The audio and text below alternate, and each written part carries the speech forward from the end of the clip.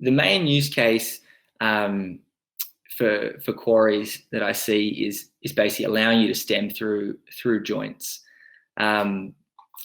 You have cases where you'll have a plane, especially on some sites. You'll know that there's a plane there that is just prone to ejection, and some sites will already know and have methods for trying to stem through that.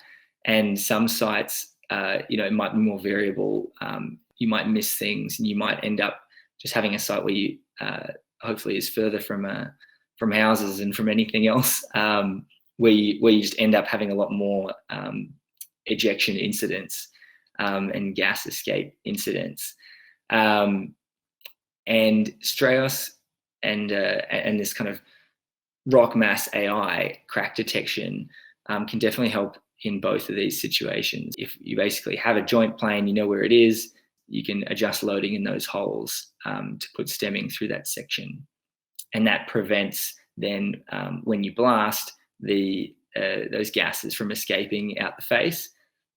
And it also stops kind of hole-to-hole interaction. So you might have in the same types of situations, one hole at the start of the shot at the front, detonating and then desensitizing holes further back in the shot. If you don't have adequate burning front, this could even kind of cut off boosters, which could leave you with misfires. But in any case, it could desensitize the bulk explosive, and that could give you kind of much worse blasting outcomes. And so the traditional methods, which everyone's probably kind of aware of, one, you could use the burden pole, push it out over the face, measuring tape, have someone down below looking and saying, yep, this is where you're at, this is how your plumb bulb is at the crack, and then at the top you measure, here's my depth of that crack, bring that back to the hole, and then you know where you're at. That's one way of dealing with it. The kind of issues with that is that it's a kind of a slow manual process. It takes multiple people, and you have to do it for every single hole. You've also got people in kind of potentially dangerous situations, standing too close to the crest or standing underneath the high wall.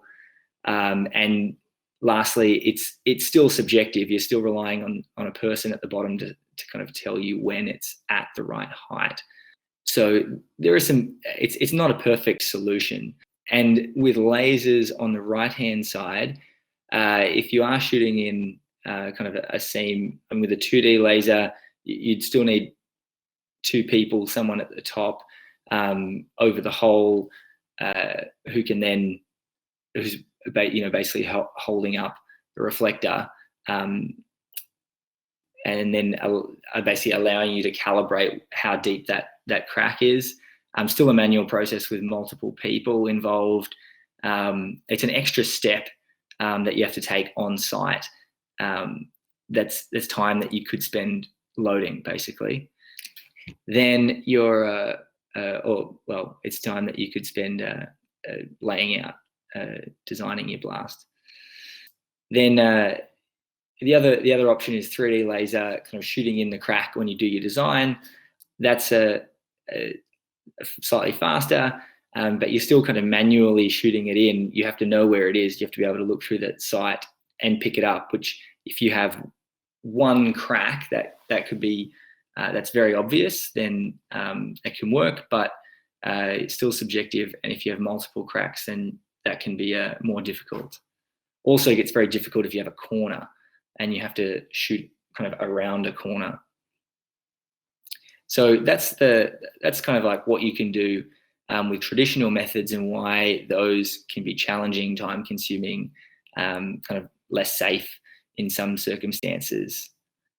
So the workflow that you can kind of now do using drones and AI is to fly your drone, capture all of the data, upload it to be processed.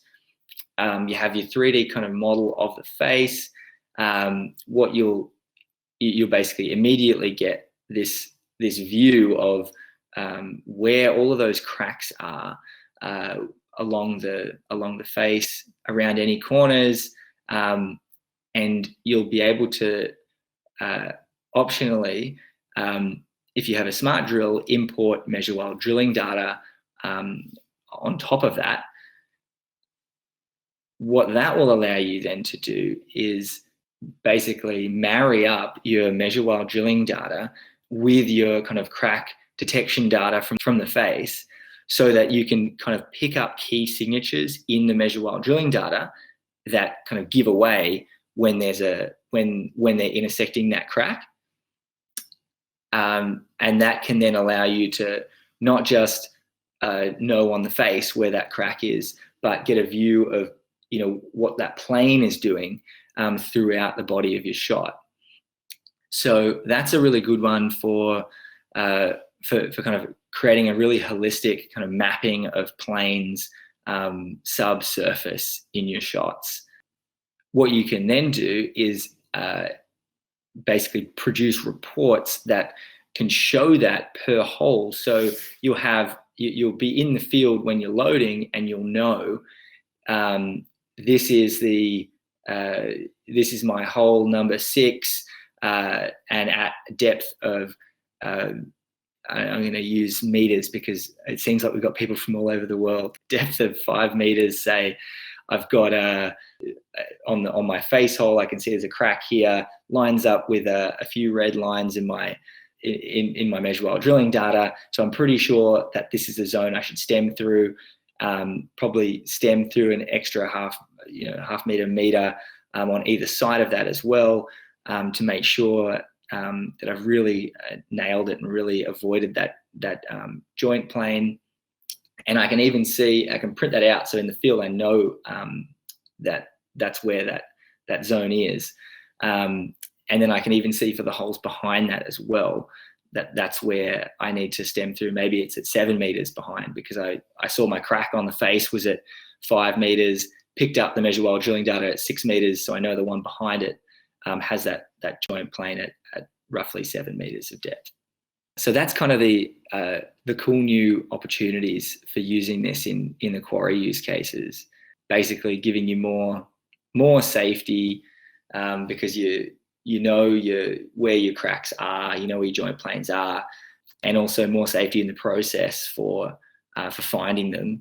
You don't have to climb around high walls, and you also get to speed up the process. Basically, you basically just fly it, and then you get the results right there in front of you, that you can then just export and bring out in the field.